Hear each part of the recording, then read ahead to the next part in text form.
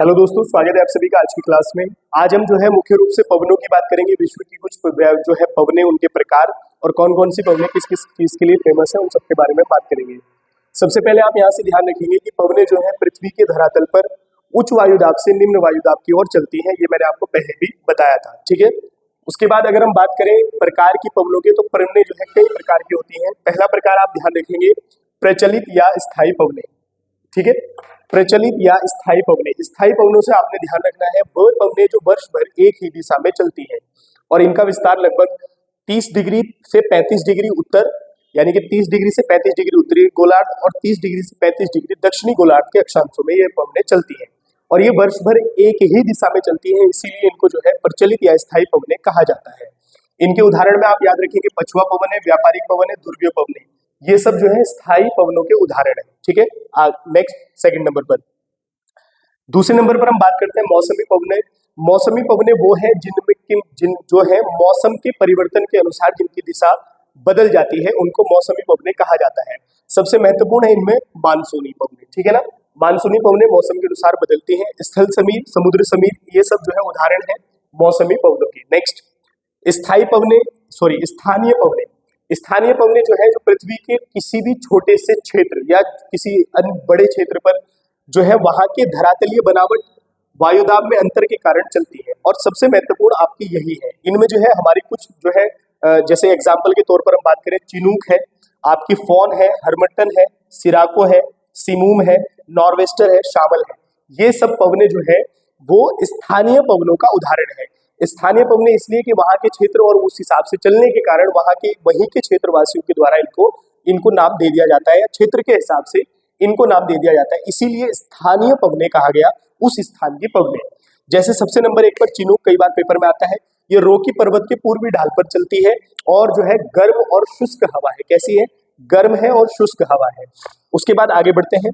Fawn जो है, fawn हवा आल्पस पर्वत के उत्तर ढाल पर चलती है और अंगूर की खेती के लिए लाभदायक है, उसको ये पका देती है, ठीक है। जैसे हम बात करें अगर चिनूक की, तो ये पशु चारकों के लिए भी बहुत ज्यादा लाभदायक होती है, क्योंकि वहां पर पड़ी बर्फ को पिघला देती है और चारागाह जो है फिर से जो है खिल उठते हैं, ठीक है। आगे बढ़ते हैं। हरमट्टन, इसको आप बहुत ही ध्यान से के साथ पढ़ेंगे, पेपर में प्रश्न बनता है।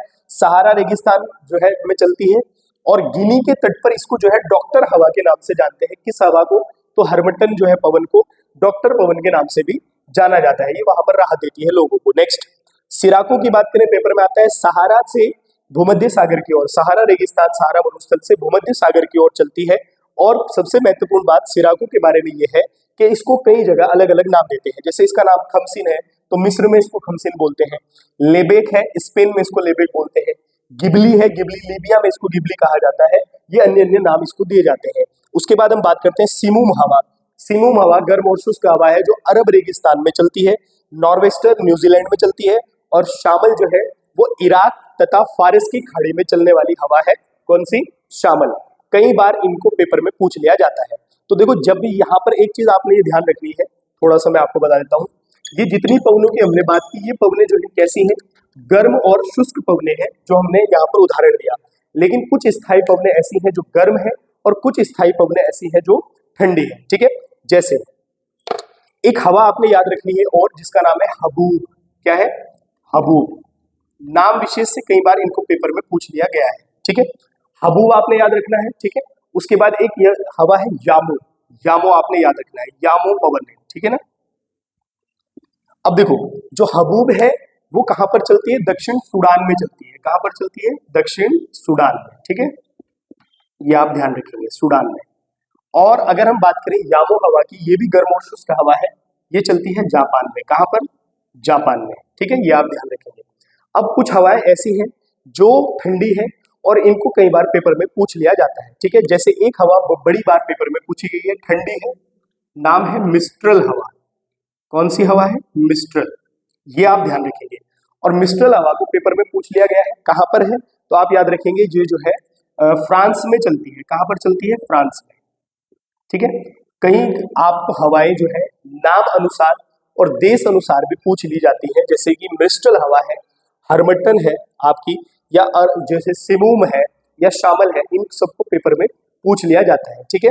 एक हवा आपने याद रखनी है जो चलती है क्या है?